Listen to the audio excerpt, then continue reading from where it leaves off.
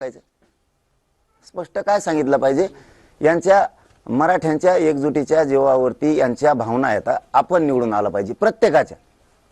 यांना मराठ्यांच्या एकजुटीचा स्वतःच्या स्वार्थासाठी वापर करायचा. संभ्रम नसून सुद्धा, पण संभ्रम सांगते ती संभ्रम नाहीये, कसला असण्याचं कारण नाही. कारण ज्याला पाडायचं तुम्हाला त्याला पाडा, ज्याला निवडून आणायचं त्याला आणा, हे स्पष्ट सांगितलेलं आहे मी त्याच दिवशी. आजही पुन्हा तेच सांगतोय की तुमच्या हिताचा निर्णय तुमच्या मुलाच्या आणि तुमच्या जातीच्या बाजूने राहा. ज्यांनी तुमच्या जातीवरती लेकरावरती अन्याय केला, ज्यांनी तुम्हाला आरक्षण मिळू दिलं नाही, आपल्या डोक्याच्या चिंदाड्या केल्यात, याला एकाला सुद्धा सोडायचं नाही. मी स्पष्ट सांगितलं त्याच वेळेस. आणखीन काय सांगायचं, फक्त एक संभ्रम आहे तेवढं मात्र दूर करतो. संभ्रम म्हणजे इकडे काही जण बॉन्ड देतात मला, ती जर बॉन्ड घेतला, आपण जर म्हणलं याचा बॉन्ड आला तर आपलेच बांधव म्हणते हे ते चांगलं नाही राव. दुसऱ्याचा आला की ते म्हणते ते चांगलं नाही राव. आपली टीम, आपल्याच समाजाच्या टीम, दुसऱ्या नाही, आपलेच काम करणारे पोरं म्हणतो थोडक्यात. हे का नाव ठेवत नाही कोणाला, काय नाही. असा प्रॉब्लेम झालाय की त्याचा आणला ते म्हणते ते नाही राव चांगला, याचा आणला की ते नाही चांगला. मला वाटतं याच्यातून एक सुटसुटीत संभ्रम दूर करतो आणि सुटसुटीत सांगतो. ते करण्यापेक्षा याच्यातून मराठा समाजानं महाराष्ट्रातल्या गावागावातल्यांनी एक काम करावं की जी व्हिडिओ तुम्हाला घ्यायचा आहे, जो आपल्या मागणीशी सहमत असणारे, आपल्या आंदोलनाशी सहमत असणारे, आपल्याशी सहभाग होणारे, याचं डायरेक्ट तुम्हीच गावागावात घ्या ना. विशेष खलास झाला.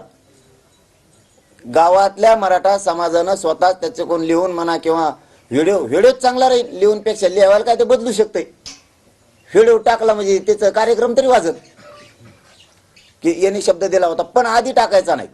त्याच्याशी दगा फटका होता कामा नाही. इतका इमानदार आपण राहायचं मराठा समाजाने. इतकं इमानदार राहायचं की एखाद्याने व्हिडिओ दिला, एखाद्याला बॉन्ड दिला आणि उगा आपण व्हायरल करायचा, त्याला सगळ्याचं मतदान घ्यायचं असतं, हे आपल्यासाठी पुरावा म्हणून ही एकदम बेस्ट राहील. आणि हेच मराठा समाजानं करावं.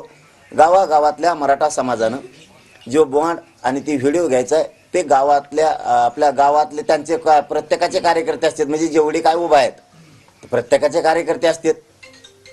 तुम्हाला जो वाटतं निवडून येण्यासारखा आहे, मतही वायाला नाही गेले पाहिजेत, हेही मराठा समाजानं लक्षात घ्यावं. आणि एक सोपा आणि साधा पर्याय, एकदम सोपा, की आपण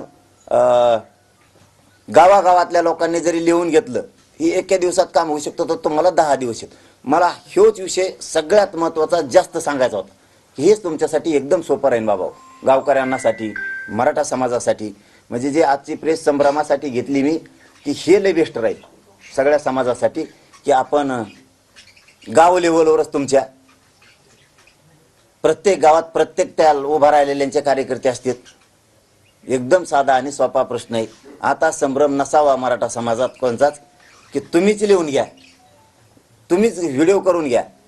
त्यांनी गुपित जरी आणून दिला किंवा जाहीर जरी आणून दिला तरी आता तुमचं काम तुमच्या हातात आहे. एकदम स्पष्ट सांगितलं. आता तर काही अडचण असावी असं मला वाटत नाही, संभ्रम असावा असं पण मला वाटत नाही.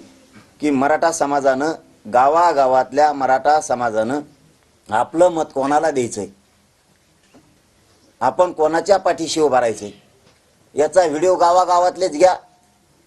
व्हिडिओग्राफी तुम्हाला बॉन्ड घ्यायचा आहे, गावागावातलेच घ्या. एकदम साधं आणि हे सोपं काम आता मराठा समाजासाठी होतंय. मला सुद्धा विचारायचं काम नाही राहिलं आता कोणाचं, की बॉन्ड दिलाय का, आम्ही कोणाच्या पाठीशी उभा राहावा. एखाद्याने बॉन्ड दिलाय का, मग आम्ही कोणाच्या पाठीशी उभा राहायचं, ते तिथून इथपर्यंत येतात. एक तर 2 रुपये खर्च पण होतो. आणि मी इकडे सांगतोय परत की तुमच्या हिशोबाने करा म्हणून. मग ते लोक पुन्हा संभ्रमात चाललेत. आता संभ्रमाची काही आवश्यकता नाही, बरोबर का? बाकीच्यांना काय वाटतंय? प्रश्न आहे. अरे निवडून येणं शब्द वापरला ना, नुसते प्रश्नच नका उगले तर मराठा आहे का कोण आहे? बरं पाटील, याला नाही, माझं एकच मिनिटात आणखी क्लिअर करतो की राज्यभरात कोण बॉन्ड देतय, कोण नाही देत, कोण येण्यासारखं आहे, मराठ्यांचं मतदान व्हायला नाही गेलं पाहिजे. मी पक्ष तर सांगितला नाही. आता याला पाडान त्याला पाडान अमुक करा,